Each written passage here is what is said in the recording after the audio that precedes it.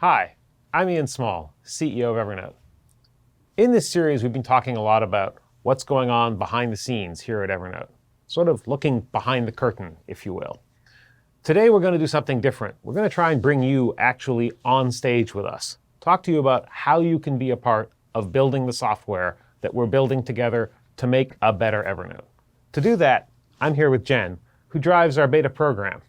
Jen, tell us a little bit about the beta program and why it's important. Sure, absolutely. So the beta program is one of the ways that we bring users behind the curtain and involve them in helping us create software that many benefit from. And we do this in a number of different stages. So we have previews, and previews are very early versions of our software. They have a rough shape, but they are far from complete.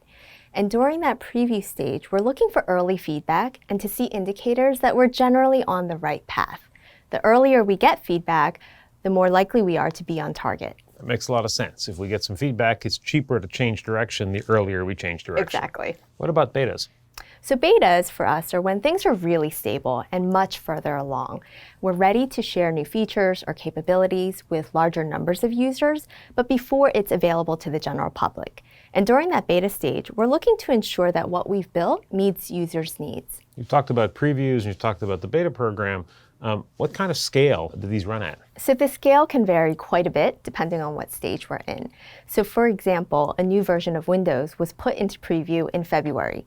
We essentially rebuilt the application from the ground up, and we knew there were key features that were missing, issues that needed to be resolved, but we started a preview with 100 users. So it really was almost a skeleton of Evernote. It wasn't in any way fully featured, but we wanted to see, are we on a path that is going to be promising? Exactly. It's such a small test group. Exactly. So as we move to the other end, to betas, how big does the scale get?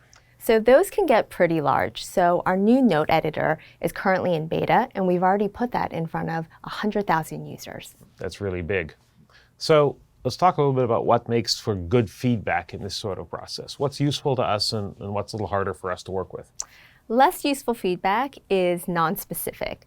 So for example, when users tell us, I don't like it, that's good for us to know, but we unfortunately can't do much with that. What's an example of some good feedback, some actionable feedback that we've been able to get? What's good feedback is very specific and provides examples or use cases. And so really, good feedback isn't nice feedback. Good feedback is feedback that is actionable to us. Exactly. So what we really want is feedback we can do something with. Okay, so who pays attention to all this feedback? I mean, I know I spend time in the forums and I sometimes engage with users and all the rest, but it's more than just me. A lot of people from various functions within the company. So we have product managers and engineers and marketers and customer success folks. And at the end of the day, we're focused on creating software that delights our users.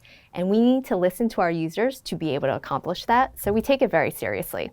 So as we beta these things, will it all be in the web client? I know a lot of what we've been showing has been web client focused in the behind the scenes videos, but are we going beyond that? You'll still continue to see betas and new features in the web client because we can move so quickly on that front, and especially we can react quickly.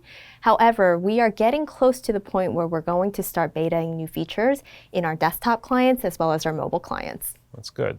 So if we are doing betas on things like our Mac platform or our Windows platform, are people going to be able to look at those betas without removing their current environment, or do they have to sort of go all in and get rid of their current environment? As much as possible and where we can, we do allow people to install side by side.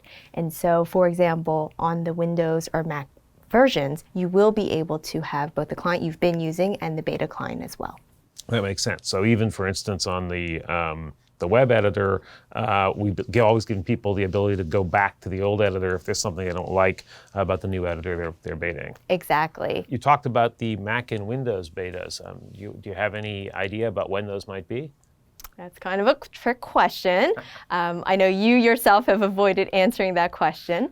But if this video is any indicator, we are nearing that point. That sounds pretty good. So if people are really interested in what we've been talking about, how do they get involved? It's very easy to get involved. So users can go to evernote.com/beta program, answer a few simple questions, and then we'll be in touch in the upcoming months to tell them more about the betas they can participate in. Cool. So if this is an infomercial, I'd look at the camera and say, That's https://evernote.com/beta program. Will there be steak knives? Possibly. We shall see. We shall see. It's very exciting. But seriously, beta programs are incredibly important to us because we're really focused on creating software that works for you, and you need to be a part of that process. So if you've been interested in what we've been talking about, please sign up. We'd really appreciate it. Jen, thanks for showing us everything about the beta program. That's been great. And we hope to see you next time, behind the scenes at Evernote.